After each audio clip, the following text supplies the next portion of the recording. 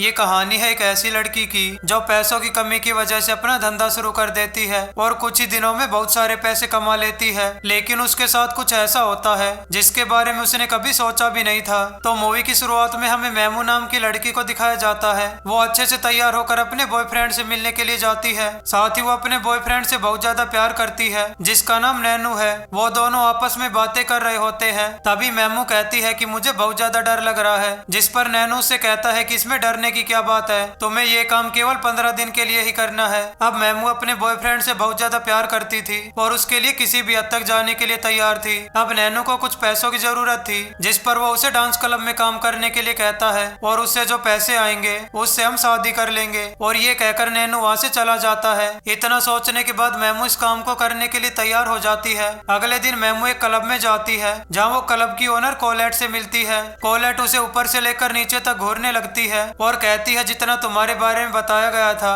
तुम मुझसे भी ज्यादा सुंदर हो। मैमू उससे कहती है कि मुझे क्लब के बारे में ज्यादा नहीं पता, जिससे वो थोड़ी डरी हुई थी। इस पर कोलेट मैमू से कहती है इस धंधे का एक दिन का एक्सपीरियंस बाहर के 10 सालों के बराबर होता है, तुम धीरे धीरे सब कुछ सीख जाओगी। जिसके बाद कोलेट मैमू को उसका रूम दिखाती है। फिर कोलेट कहती है कि यहाँ तुम्हें प्राइवेट रूम दिया जाएगा और यहाँ काफी लोग आएंगे, इसके बदले तुम्हें अपनी कमाई का 50% हमें देना होगा। जिसके बाद कोलेट मैमू को ब्रूथल की काफी महिलाओं से मिलवाती है जो यहाँ कई सालों से काम कर रही है। वो कहती है कि तुम्हें अपने कस्टमर का ख्याल रखने के लिए अपनी बॉडी को मेंटेन करना होगा। तभी मैमू के पास में बैठी लड़की उससे कहती है कि तुम्हारा पिंप कौन है, लेकिन वो समझ नहीं पाती। तभी मैमू को डॉक्टर के पास ले जाया जाता है। डॉक्टर मैमू से अपने सारे कपड़े उतारने के लिए कहता है और जब डॉक्टर उसकी बॉडी का चेकअप कर रहा होता है तब वो उससे पूछता है कि तुम ये काम क्यों कर रही हो। इस पर मैमू डॉक्टर से कहती है कि मैं ये काम अपने बॉयफ्रेंड के लिए कर रही हूँ और इस काम को मैं 15 दिन के लिए ही करूंगी, जिसके बाद हम दोनों शादी करके अच्छी लाइफ जिएंगे।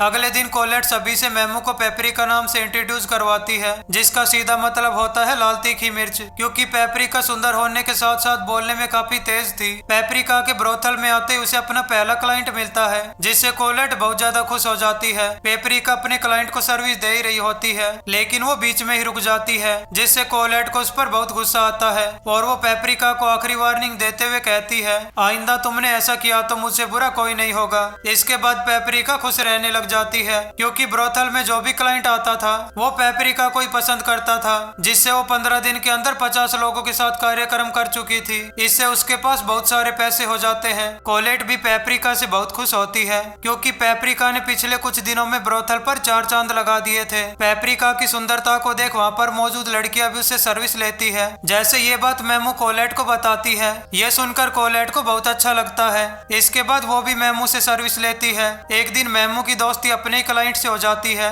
जिसका नाम फ्रैंको होता है। वो अक्सर यहाँ कर मैमू से मिला करता था और उसे मैमू से प्यार होने लगता है। वो मैमू को ये काम छोड़ने के लिए कहता है, लेकिन मैमू से कहती है कि मेरा बॉयफ्रेंड बाहर गया हुआ है, वो जब अपना काम खत्म करके वापस आएगा तो हम शादी करेंगे। जिसके बाद मैमू अपने बॉयफ्रेंड को कॉल करती है, लेकिन वो उसका कॉल नहीं उठाता, जिसके बाद वो काफी ज्यादा दुखी हो जाती है। इसके बाद वो अपना मूड ठीक करने के लिए फ्रैंको के साथ डिनर पर जाती है। तभी उसे अपना बॉयफ्रेंड किसी और के साथ दिखाई देता है। जिसके बाद वो अपने बॉयफ्रेंड नैनू के पास जाती है और उससे पूछती है कि तुम लंदन से कब आए। साथ ही वो उसके पास बैठी लड़की के बारे में पूछती है। तभी नैनू के साथ बैठी लड़की मैमू से कहती है कि तुम कौन हो। इस पर मैमू से कहती है कि मैं इसकी गर्लफ्रेंड हूँ और ये सुनकर वो लड़की हंसने लगती है। वो कहती है कि मैं 3 साल से नैनू की गर्लफ्रेंड हूँ और ये कहकर वो लड़की यहाँ से जाने लगती है। साथ ही नैनू भी उसके पीछे चला जाता है। ये देखकर मैमू और भी ज्यादा सैड हो जाती है। मैमू पूरी तरह से टूट चुकी थी, जिससे वो वहीं पर रोने लगती है। फ्रैंको इस मौके का फायदा उठाता है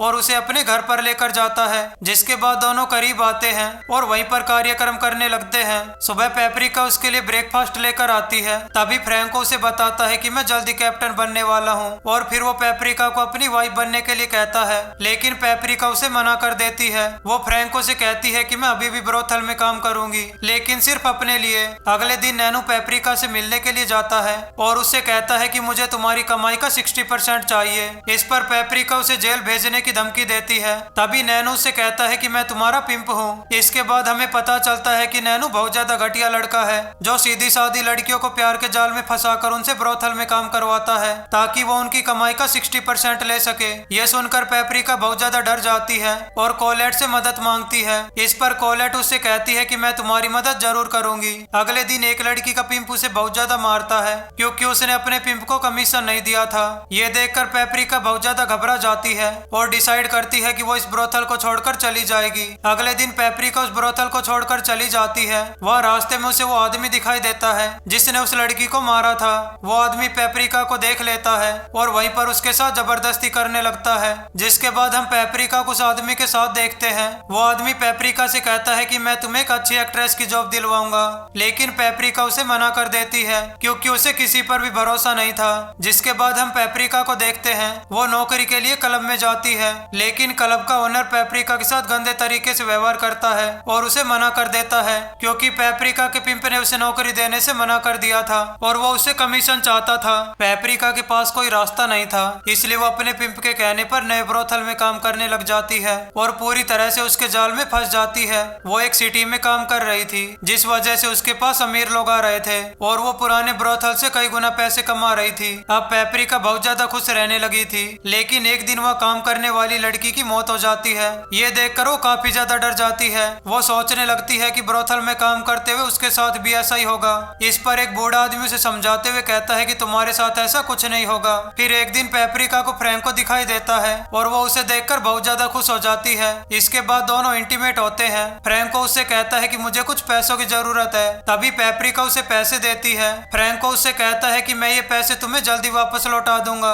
इसके बाद हम दोनों शादी करेंगे। अगले दिन ब्रोथल में पुलिस की रेड पड़ जाती है जहाँ पेपरिका काम करती है और इसके बाद उस ब्रोथल को बंद कर दिया जाता है। ब्रोथल के बंद होने के बाद पेपरिका के पास कोई और ऑप्शन नहीं था, इसलिए वो कहीं और जाकर ब्रोथल पर काम करने लगती है। पेपरिका को धीरे धीरे समझ आ गया था कि सारे ब्रोथल बंद हो जाएंगे, जिसके अगले दिन उसे पता चलता है कि फ्रैंको की बोट को पुलिस ने पकड़ लिया है। ये खबर सुनने के बाद पेपरिका बहुत ज्यादा दुखी हो जाती है। अगले दिन एक अमीर आदमी अपने बर्थडे पर अपने बेटों को ब्रोथल में लेकर आता है। यहाँ पर बहुत सारी लड़कियां होती है, लेकिन उस आदमी के बेटों को पेपरिका पसंद आती है। एक दिन वही आदमी पेपरिका को अपने घर पर बुलाता है और दोनों साथ में मजे करते हैं। उसे पेपरिका के साथ कार्यक्रम में काफी मजा आता है, जिसके बाद वो सभी के सामने पेपरिका को अपनी वाइफ बनाने का फैसला करता है। शादी के कुछ दिनों बाद उस आदमी की मौत हो जाती है और पेपरिका उसकी आधी प्रॉपर्टी की मालकिन हो जाती है। जिसके बाद वो फ्रैंको को एक नई बोट दिलाती है और दोनों साथ में रहने लग जाते हैं। इसी के साथ ये मूवी यहीं खत्म हो जाती है।